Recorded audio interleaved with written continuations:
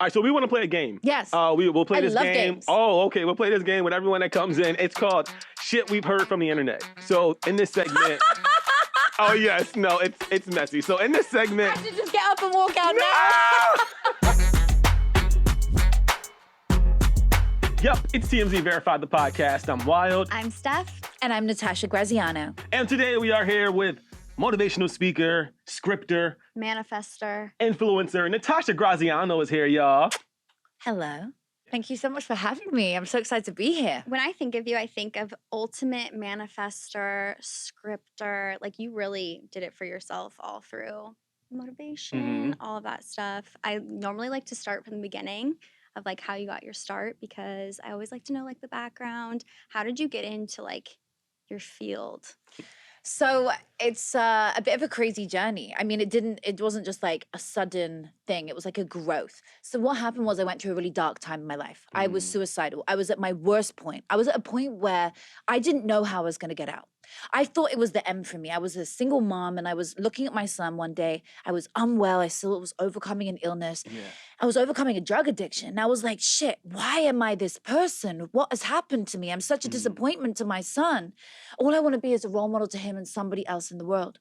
And so in that moment, I started to realize there is something greater. Yeah. There is something better out there for me. And so what I did was I started to write captions on my Instagram posts, which were motivating, which were inspirational, which were going to help somebody at some point.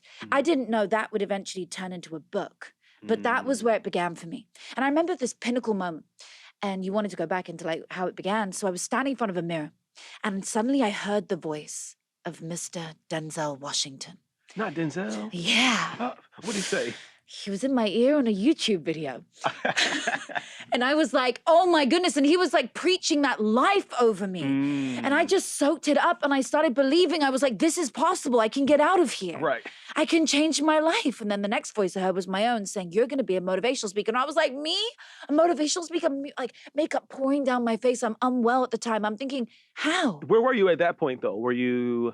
I was Where were you at in your living in life? London. I was really in a, like, you know, like I said, I was in hundreds of thousands of debt. In fact, I was in a really, like the worst stage of my life. Yeah. This was only 2019. Oh, wow. That was like super recent. Super recent. I don't know if it's the accent or if it's your energy, but I'm already feeling a little bit motivated. Yes, good. What? We haven't even got into it. I know. We haven't even got into it yet. I've already told you the backstory. Wait, where are you from originally? I'm British. I'm a mix of like 5 heritages: Greek, Cypriot, Lebanese, Italian, Russian, Jewish. And where were you raised? Where did you spend the majority of your life? In Oxfordshire, I was a country girl, born on a farm, raised there. Okay. My best friends were cows and sheep, and high heels was not a thing. So what made you go, I'm a country girl, I'm from Oxford, to the aspiration to live a life outside of what you were used to? So I'd watched beautiful movies and people in America who I'd seen and thought, wow, this is so aspirational. Right. I wanted to do something bigger. I'd watched The Secret. I was inspired at 15. And I started to see other things that I knew were possible for me. Stories, fairy tales, where I knew like I could get out of here and go and do something bigger. And I love England. I'll never leave behind my home, but it's so small. And eventually, once I grew my name there, I felt like I needed to go spread my wings and fly bigger. Hence I came here. But I knew growing up, I knew there was something greater for me, you know. I love being there, but English people are very reserved. So when I get on stage and I scream the arena down, right. they're I'm like, America, we what yes. the shits, girl. Yes, so they need that. Like We it's do. and I love that. That's Yeah. where I am at home. So I knew I started getting booked for things over here and I knew it was my home. So from seeing this motivational Denzel Washington, that's really who did it for you, Oh, yeah. to moving to or coming to even the United States. Like what's the time frame in between there? Yeah, there was like a chunk of time there, I guess, like from 2019 to 2022-ish. I went on my first stage in 2021, at the end of 2021, and then I was on stages throughout 22, like speaking. So I just heard his voice and decided I'm gonna do this one day. I'm gonna commit to this and I'm gonna help someone. I wanna be a role model for not just myself, but for somebody else in the world, not just my son, for Right. somebody that he will see one day in the world. I want him to see me as like a powerhouse, a superwoman, because you know, I'm a single mom raising this child at that point. And then that is how it began for me. I started speaking on Zooms. I started speaking at events. I started started speaking in arenas, and gradually went from 500 people in a Zoom room all the way up to 25,000 people. Right. Okay. I'll admit that I am not. I'm trying to think of the best word here.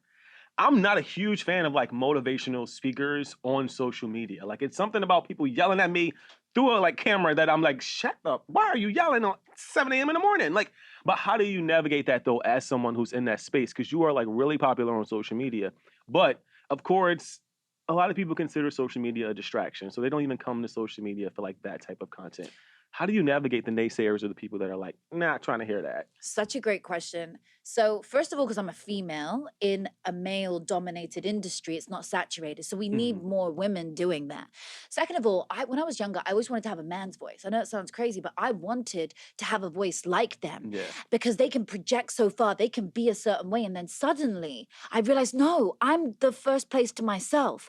I'm going to use my own voice and I'm going to learn to project it in a way so I can use my intonation to engage an audience and to help someone have a breakthrough the same way that I did, right? And so how do I navigate? When I create videos, I create content that is going to inspire somebody. I create content that is for someone out there, and it might not be for everybody, but I don't tend to scream down when I'm doing a YouTube video or so when I'm on stage, that's a different thing. Right. If they get a clip from me on stage, you'll hear my big voice, but usually this is the tempo I'm with.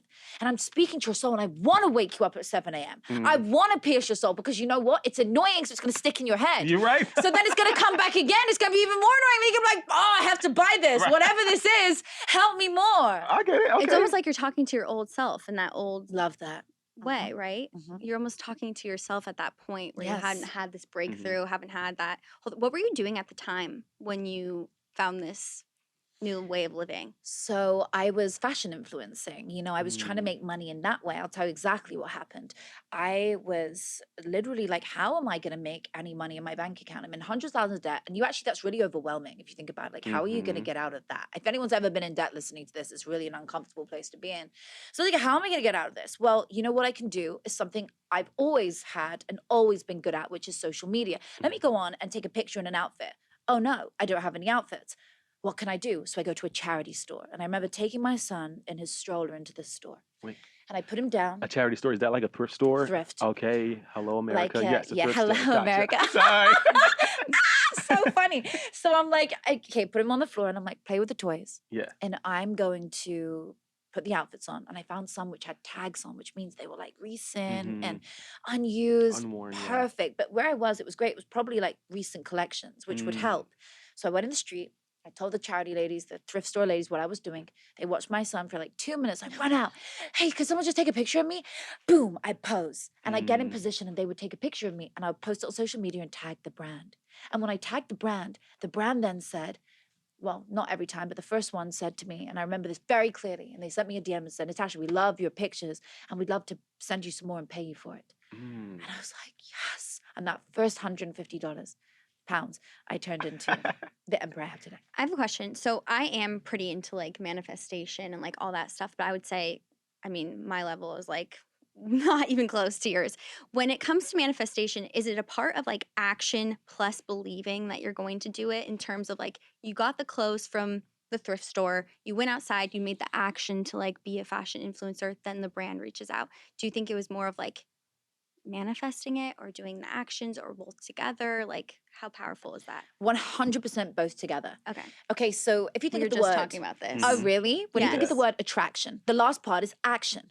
So I talk about the law of attraction a lot, but to break that down simply, I just truly believe we are what we think. So if we go around feeling amazing and thinking super positive and thinking, I am abundant, I am wonderful, I am magnetic, you're going to have magnetic people, events, and places attract to you. But if I walk around going, I'm in such a bad mood, God, today's been such a bad day, guess what? More bad things are gonna happen. You know, you stub your toe in the morning, then something else happens, then something else happens. And next thing you know, I'm laying on the middle of my floor, like, well, fuck What that. 'Cause I didn't, happened? What happened in my I get you. day? Right, so there's a way of getting out of that. And that's when scripting was born for me. So I remember sitting there, and here's the action part. So the action part is me, I'm going to make some money and I'm going to take action. But my headspace is I'm depressed. I don't believe it's possible. So I paused and swapped my belief into a different story. And how did I do that? Because it wasn't just wishful thinking. It Right. wasn't just in my mind, I'm going to be amazing. Like that, it's too hard sometimes. I scripted. And that's what I just did my TED Talk on the science behind scripting, right? Right. Explain scripting to someone who doesn't know. So, scripting is the art of writing it down, what you want to achieve in the past tense as though it's already yours. So, how do you do that? You write a story about yourself as though it's already happened. Let me give you an example. Let's say I want to make $1 million by the end of next year. I want to meet the love of my life. We'll just stick with those two. Okay. So you put on your paper, Like, title. I'm ready. I'm like, literally. Yeah, like literally, I'm everyone's like, I ready. want to do this right now. Okay, here's the thing. Let me just preface this before I go into what to do, what it is. Okay.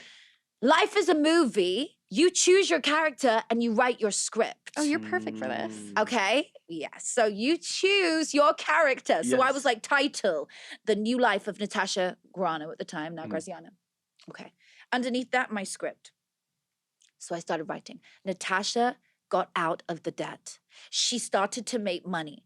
The fashion took off for her, and it built into a career of motivational speaking somehow. I don't know what that is, so we put ... We leave it up to the universe, God, whatever you want to say. And I was like, and I created an amazing life for myself and for my son. I was able to provide him for nursery school fees so he could go to nursery. I was able to do this, that, and the other. And then I met the love of my life, and he blew me off my feet. We fell deeply in love. Do you see what I'm doing? I'm writing in the past tense, but I'm using descriptive, creative writing. So I'm not just writing, I met the love of my life. What you're trying to do is you're trying to create a memory in your brain, because your brain, when you write it down in the past tense, it doesn't know whether it's happened or not. So it stores it as a memory. I like that. I like that. So you said you started off, you were like, okay, how do I take my social media presence from like fashion and the things you were doing there to building it to this motivational speaking space? So did you start on Instagram like as a fashion influencer? Was that the goal? Was that kind of your first vibe? So I started on social media as like in fashion, let's just call it that. That's where it kind of began for me. And it was easy for me to be in that area because that was what I did and had done. Right. But let's go back a tiny bit. Before that, and I own every part of it. I mean, OnlyFans is now a thing. Oh, I was a webcam girl. Like I did that whole thing because I needed to provide money for me. And then once I had a son, continue after, but whatever, I managed to put it down at some point. There was, everyone has a story and that's part of who I am. I know for sure I wouldn't be who I am today if I hadn't have gone through the drug addiction and been a webcam girl, because I wouldn't be where I am. There's sex tapes out of me. There's stuff which you never want out, but it happens and it's life and it's created who I am. I'm tough as fuck for a reason. Right. Okay. So help us create a timeline, right? So this was 2019. You experienced, the things you were going through personally. You were unhoused essentially at the time. You were making the way for you and your son. How long? That was in 2019. When were you a cam girl? When did you experience drug addiction? How long ago was that? That was like 2020, when I was 22. Wow. So I don't know what year that is. Yeah. So the first time I saw you was actually not on Instagram. It was not on social media. It was on Big Brother.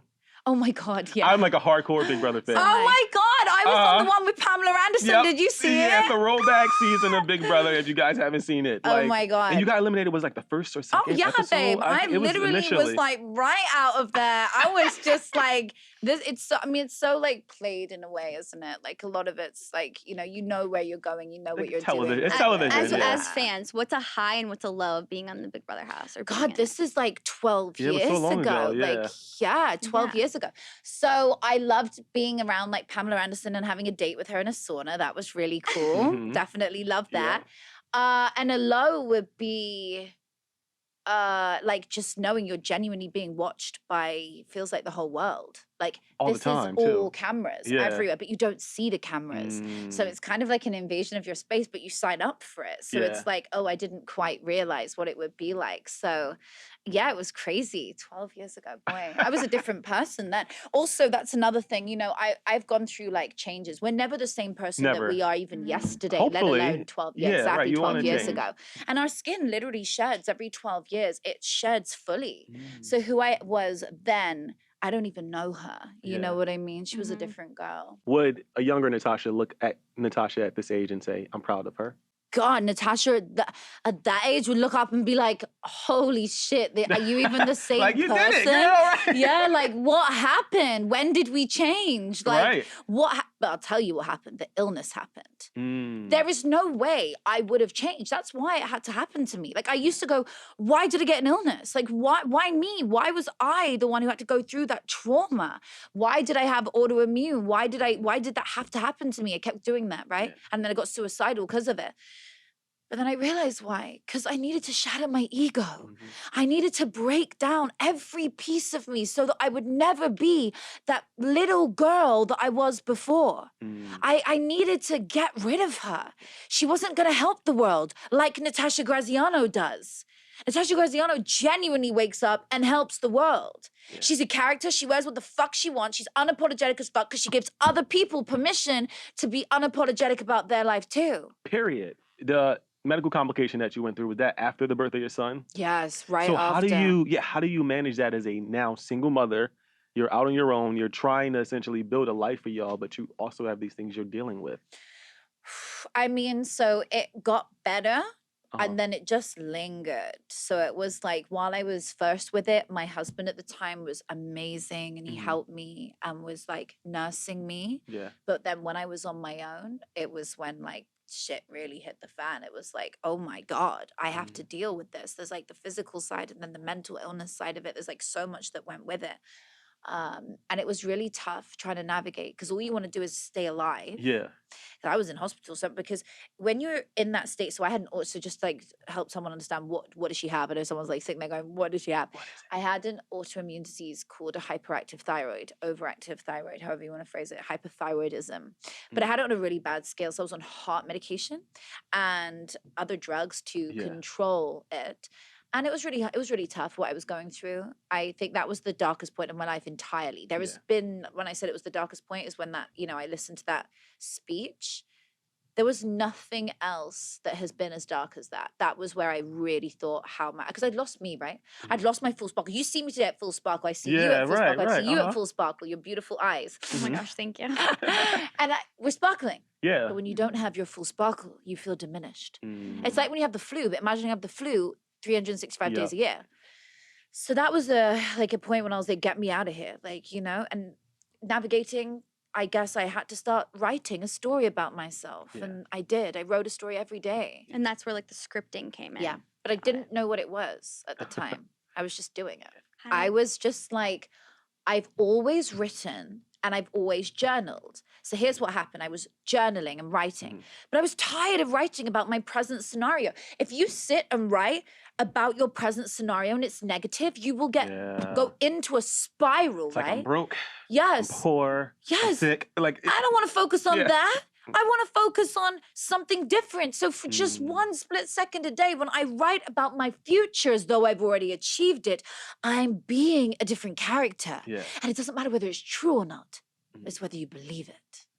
So that's so interesting that you didn't know that you were actually manifesting in the time that you're like writing all this down. Yeah. Well, I thought, let me try. Right. But I'd watched The Secret. Bear in mind, I'd watched The Secret. I knew about the law of attraction and the power of positive thinking and the power of this. But this was something that was different. It hadn't been spoken about there. So I was like, wow, they say write a gratitude list. So I'm doing a gratitude list. Okay, now write gratitude as though it's in the future. I'm writing that, but that's not enough. I need more to it. I need a description about it because I want to feel like it's real. And it started to lift me out of a bad mood. So that's why I was saying, like, you can ruin your day with stubbing a toe, bad mood, but guess what? Then you go script. You pause your day and go and script for 5 minutes in the bathroom at your work. Go and do it where you need to. Sit and write. Yeah. I literally sit with my journal and I start writing. So I know you were married once before. Won't ask specifics. Won't ask what happened. But twice before. I'm married now and the one before. Is this your third marriage? No, this is twice. All right. So all right. Okay. So gotcha. So all right. So having been through all those things, would you suggest young people get married like in their 20s? Oh my God, I love this like topic. I was about to say, this is my favorite This is conversation my to have. favorite topic Okay, too. go ahead. Oh my God, I love Because this. I say hell to the no. Oh shit, I am so controversial about this, and I know people will like, the way I go in. Oh my God, you're my favorite person right now.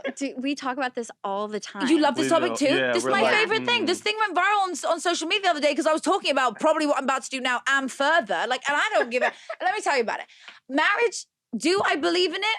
Yes and no. Let me explain what I would personally get married 1 million times back to back. I have no problem with that. I'll probably marry another 3 times in this lifetime. I'm sorry, I will. Right. That's it. Like, I'll do 6 marriages and I don't have a problem with that. My dad married 5 times. Where am I not to say I'll do 10? But my aim would be to stay for as long as possible with one. Do I think things have a sell-by date? Yes.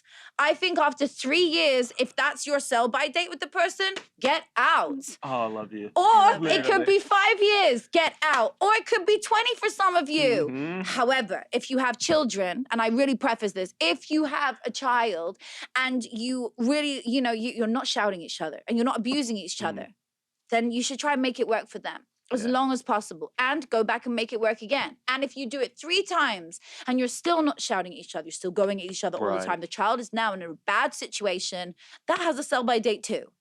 You guys need to work out how is a better way to raise the child. And, I just believe that, like, if you're in a situation and is not serving you in any capacity, whether it's a marriage, a relationship, a love, whatever it is, get out. What would be your ideal age that you think everyone should get married if you had to say? Oh my God.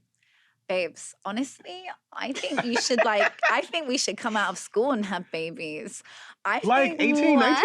Yes, Natasha. I think we should come out of school, do it the opposite way, have our babies, and then go do our career. You lost us. That's where you lost us at. I got off at the stop. Wait, no. Let me explain. If in society it was built differently, we left school, we had our babies, our parents helped us raise them, and then we go do our careers, it would last longer. That is not how the world works. That's the key part, the parent helping raise the kids. Because I can't raise the kids myself. She's really manifesting with this plan. I don't know if that would work. Yes, but that's a society we don't live in. So the society we do live in, I personally think we should get married after a few months. I don't believe that you should make somebody wait. I'm the same way though. Like if I fall in love, I'll marry you. But I don't know. I've been engaged 3 times, honey. Like, I don't even, you can put a ring on my finger. See, that I agree. Okay, so that I agree with. I think I would love to be engaged multiple times in my life. In terms of marriage, it's like too far. I can agree with that. You can get engaged, you don't have to get married. I could even be with you and be engaged for a while, but like put the ring on my finger while it's hot and horny and fun. Yes. I don't want to be waiting like a year, 2 years. Listen, I teach people how to catch, keep, and seduce the partner of your dreams. You hear that? Okay. Catch, keep, seduce. You got to make them put that ring on your finger, okay? And there is a way to do it through the art of positive seduction. Okay, tell us about this. Okay, so I love this topic. Let me give an example. Okay. The guy that I was married to, my recent husband. Okay, let me explain. When the one I'm married to currently, when I say to him, when we've been known each other 2 months and never met in person, I said, honestly, I don't think it's going to work. He said, we haven't even met. So he flies over to see me and I said, fine, you fly in. Sit down now. I flew all the way from Canada and I said, okay, sweetie, let me tell you something. He said, what? I said, I'm not the kind of girl who, like last night when you were drunk before you flew here, sends you Uber Eats in the morning because you feel bad. I said, sweetie, I'm the kind of woman you send Uber Eats to say sorry for not answering my call. And if you are not ready to stand the fuck up and be the man that I need, then sit the fuck down so the man behind you can stand up. Yes. Okay, I respect it. I respect that. And then he stood up and we got engaged and married after 3 months. And let me tell you, so it doesn't always work in the long term, we don't know. Yes. Somebody could get engaged after 5 days and get married and it doesn't work. Someone could get engaged after 5 years, married, it does work. Right. The divorce rate's 1 in 2 anyway. I think that with friends too. Like sometimes friends are not for every season of your life. Like I really believe that. I think you should keep some friends forever, but not every single friend you have should be for every season. 100%. I don't have any of my school friends bar one who we reconnect after 10 years, Nat Getty, who was, when I went to school with him, was a girl and is now a man. Mm. And that is who I reconnected with 10 years later. So we're different people. Completely different people, We've yeah. both transitioned in our Yeah. own ways. So we're like, you understand, like we're completely different people. And that's why relationships evolve and sometimes don't last. But I do think every relationship has a sell-by date. And I know it's controversial. I know somebody's listening going, oh my God. But that's what I believe. Like, I why totally are you going to agree. stay in something when you're crying not. every night or when you're depressed or when the passion has gone? Mhm. You know, like if you've tried and tried again and Right. tried again and it doesn't work, somebody else is out there for you. Okay, I've heard you talk about soulmates before. Tell us what you think about soulmates. Give us when you think soulmates, what do you think? Multiple. I agree. I'm so conflicted with that. I agree. Really? Yeah. You think there's one person for every person in the world? That is so beautiful. It's so sad. It's I know. not true. That It's is not so true. beautiful. There's I no wish way. that I feel like you thought have that. one person and then you have another like close second. I Like think friends could be coins. soulmates too, though. And I think, like, your girlfriends, like, Yes, soul family. yeah, like your Twin tribe, flames. twin So you can easily flames. marry your soulmate, but your twin flame, you'll end up meeting and be like, oh my God, what's this? You could be more in love Cons- with your twin flame, and then your soulmate's the one that you actually Explain should the be with. difference between the two, y'all. Okay, I'll tell you. So twin flame is the one that you're just so divinely like drawn to. You guys just have like, you're so similar in so many ways. There's a lot of like, it's twin like energy. You came into this earth together apparently, you know, that kind of vibe. Your soulmate is somebody who could be like a best friend that you marry, someone you just love. Like it's a different vibe, probably less passion.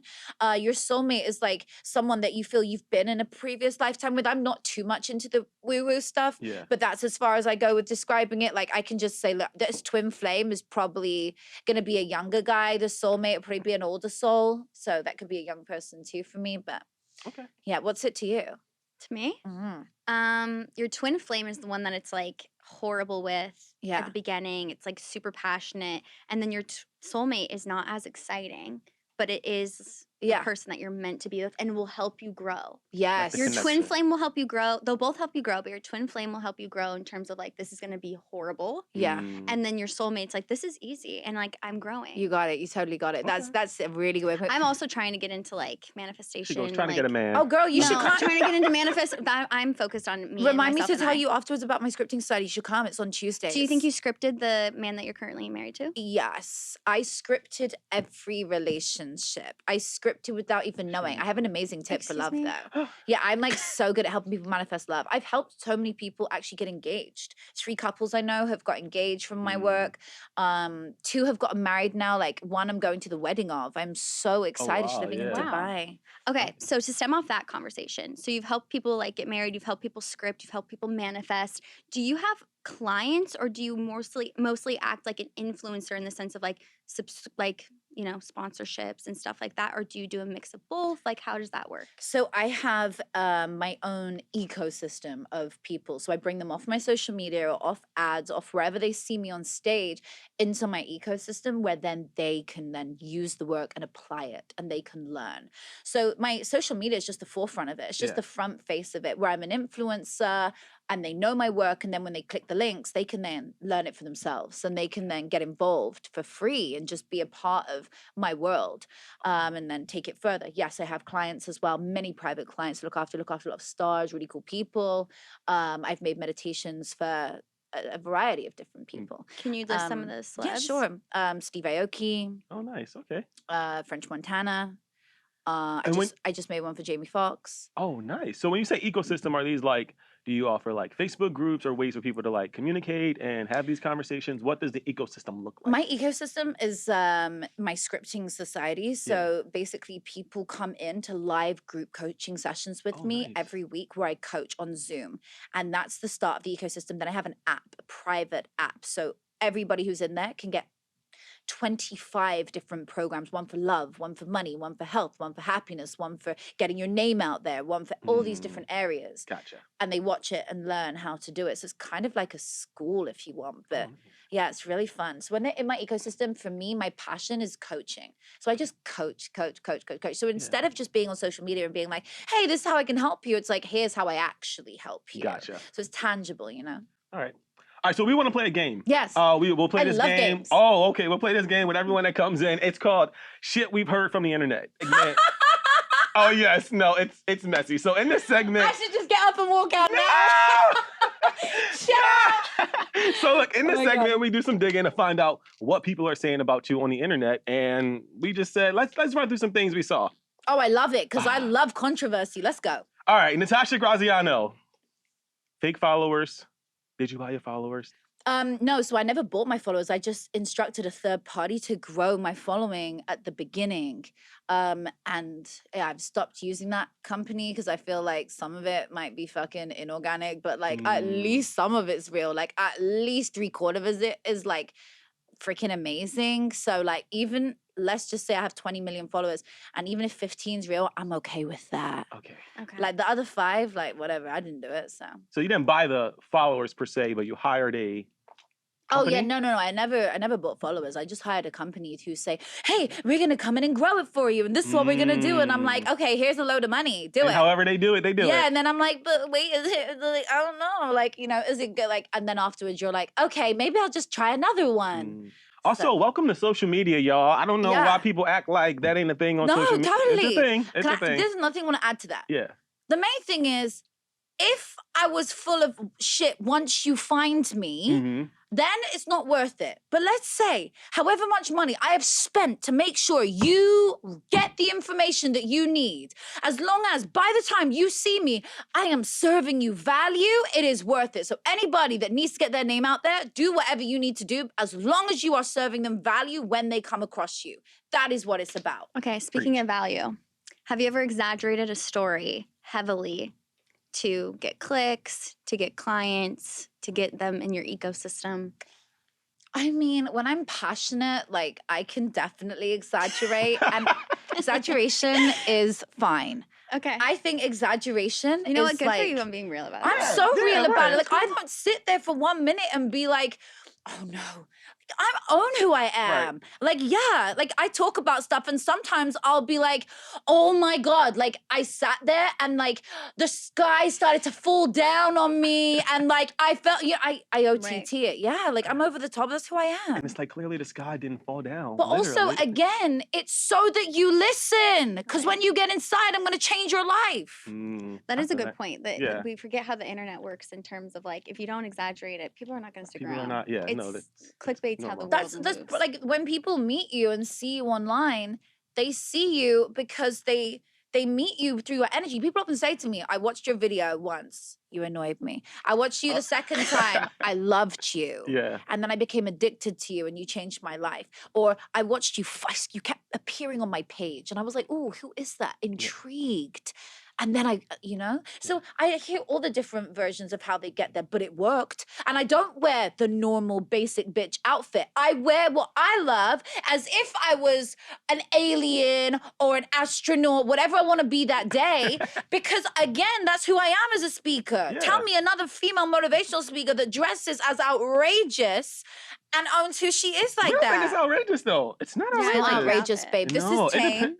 This is tame. She goes, this is my business professional. Really? This is why I wore this to the grocery store this morning. Thinking about what you just said though, you're like, however you get their attention, as long as they're there and the value is good. This is one of those situations where that's it's like your job. You have, you know, the outfit, the persona mixed with manifestation, the scripting. That's the whole thing. Yes, absolutely. So once the colors of what I wear, the brightness, you know, all of this is the entry point. Like you want to know who I am. You want to get in there. You're going to remember me when you go home tonight and you speak to your partner about how your day was. And then he says, did you go on social media? If you say, yeah, what did you watch? I guarantee my video will be the one that you talk about over anybody else's. Because even though that beautiful girl that you don't remember the name of, it was something about, I don't know, making you feel good. But then this other girl was talking about how she believes in multiple soulmates. And you're going to remember No, it. you're right. I get it. Totally. Whatever happened to that orphanage you were building? I built a school instead. Okay, where's the school? So the orphanage is such a good one. So I stood on stage in 2021 and I said, I am committing to you, and I did it on camera, and I've got the video. We can even give it to you to insert this. And I am going to build an orphanage, that was my dream, by the end of 2023. And guess what? It's 2023. and I have already built my school. And if you don't count a school in a third world country as an orphanage, I mean, Jesus, it's the same thing. So I did it with Pencils of Promise, the charity. I sit on the board alongside Justin Bieber, Shawn Mendes, all of them. Yes, thank you very much. 32, I built my own school. Where's the school? In Guatemala. Oh, the Graziano and you school. said Pencils and Promise? Pencils of Promise, the charity, yep. And I just hosted a charity event at my house where we raised another 3 schools. Oh, I love that. 4 schools, yeah. Invite us next time. We'll press and talk about it. Oh my gosh, and you stuff guys like should that. have That'd come. be It was awesome. so nice. Yeah, so when people say she never built an orphanage, but baby, I built a school for 600 kids. Like that was I couldn't build an orphanage, so I chose a school. You know, and I that's still my dream. I'm building more. You know, I'll build another one really soon. I won't say when in case I get time stamped again. But I have to. When you sit on the board, you sign a contract that you're going to build one in X amount of time. And yeah, I'm so excited. I have pictures actually I just got sent them from the charity of the ground. Like, oh, that's amazing. Yeah. Oh, that's awesome. No, it was a dream. So that one actually did happen. I think somebody like made that crazy thing just to make it look like I didn't, but I actually did. I was like, okay. But you know what? When things come out on you, it just makes you more known. Yeah. Like it gets my work more known. So sometimes I can tell when something's happened because my story views go through the roof. And you're like, what are people saying? Yeah, I'm like, what happened? Oh, what there's happened another now? hate chat. Oh my God, there's a live room on Twitter Spaces on Natasha Graziano right now. Brilliant. What's it called? Wait, what's it called? No press is bad press. No press is bad press. It is. Why do you think that you're like the person that you're always kind of in that conversation though? Like, because I'm out there as fuck. I think that's what it is. I'm not tame. And I say big things and big statements and like that thing on stage, I'm going to do a school and I'm really cocky, but not arrogant. I just know who I am. Like I just say it because I want you to be able to have the permission to do this too. I don't want someone to see my work in my lifetime and be like, it didn't move me. Yeah. She goes, get married 6 times. Yeah. Yeah, get married if you want to 6 times. Like do whatever makes you happy. Don't break someone's heart in the process, but like, you know? Yeah. I kind of love you. Thank you. I don't like motivational speakers, but girl, you might be my twist. Thank you. Natasha. I'm very impressed and very shocked. Yeah, no, same. I was expecting somebody to come in here and hit me with the grand rising, brother, and you got to get your spirit together. And I'm like, get your spirit together. Like, I don't want to get my spirit together. No, right? No, so I'm a different type of person. Different, because I'm British in an American world. First of all, that's unique, but I just have my own set of values. Yeah. I don't ever hurt anybody. I have no intention of ever doing anything bad.